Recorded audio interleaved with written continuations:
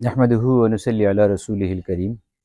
আউযু বিল্লাহি মিনাশ শাইতানির রাজীম। বিসমিল্লাহির রাহমানির রাহিম। ওয়ালিমান খাফা মাকামা রাব্বিহি জান্নাতান। সাদাকাল্লাহুল আযীম।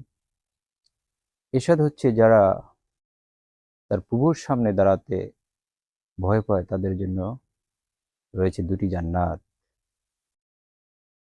এখানে আল্লাহ রাব্বুল আলামিন মুমিনদের জন্য পুরস্কারের কথা ঘোষণা করেছেন, যারা আল্লাহর সামনে জবাবদিহি করতে ভয় পায়।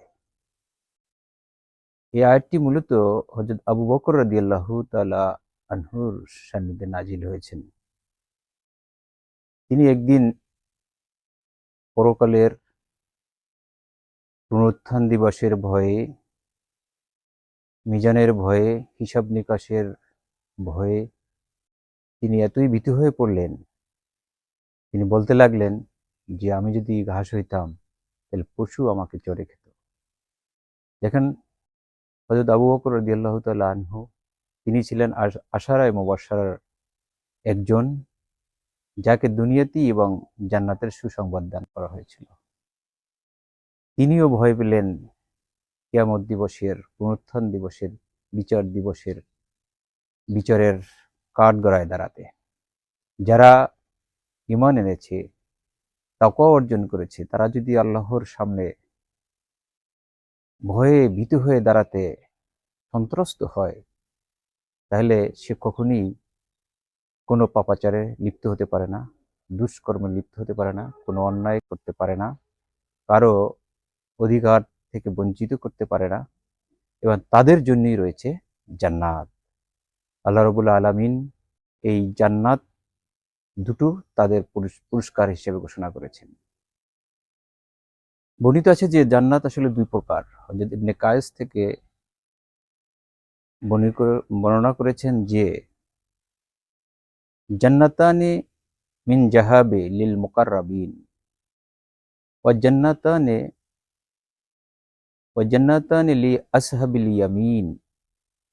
অর্থাৎ যারা আল্লাহ তাআলার নৈকট্য লাভ করেছে তাদের জন্য রয়েছে স্বর্ণখচিত দুটি জান্নাত, এবং যারা সাধারণ শ্রেণীর মুত্তাকি ঈমানদার তাদের জন্য রয়েছে রৌপ্যের দুটি জান্নাত। অর্থাৎ স্পেশাল ক্যাটাগরির জান্নাত তাদের জন্যই, যারা আল্লাহর ভয়ে ভীত সন্ত্রস্ত থাকে, সবকিছুর জবাবদিহিতা করতে ভয় পায়। আল্লাহ তাদের জন্য রয়েছে দুটি জান্নাত, যা স্বর্ণখচিত। এবং আমরা যারা যারা সাধারণ মুমিন ঈমানদার, তাদের জন্য রৌপ্যের দুটি জান্নাতের কথা বলা হয়েছে। অতএব আমরা যদি বিশেষ জান্নাত পেতে চাই, আল্লাহর যদি বিশেষ নৈকট্য পেতে চাই, তাহলে আমাদেরকে আল্লাহ রাব্বুল আলামিনের দেয়া নিয়ম নীতি মেনে চলে আল্লাহর ভয়ে ভীত হয়ে আমরা যদি কাজ করতে পারি, তাহলে আমরা সেই জান্নাতের অধিকারী হতে পারবো। এই জন্য আল্লাহ রাব্বুল আলামিন অন্য আয়াতে ইরশাদ করেছেন যে, তাআওয়ানু আলাল বিররি ওয়াত তাকওয়া ওয়া লা তাআওয়ানু আলাল ইসমি ওয়াল উদওয়ান। তোমরা সৎ কর্মের চর্চা করবে, তাহলেই তোমরা এটা অর্জন করতে পারবে, এবং সবসময় দুরাচার পাপাচার থেকে বিরত থাকার জন্য বলেছেন। তা আল্লাহ রাব্বুল আলামিন আমাদেরকে তৌফিক দান করুক, এটা অনুশীলন করার তৌফিক দান করুন, যাতে করে আমরা জান্নাতের অধিকারী হতে পারি। সে আশাবাদ ব্যক্ত করে আমার আলোচনা এখানে শেষ করছি। আসসালামু আলাইকুম ওয়া রাহমাতুল্লাহি ওয়া বারাকাতুহু।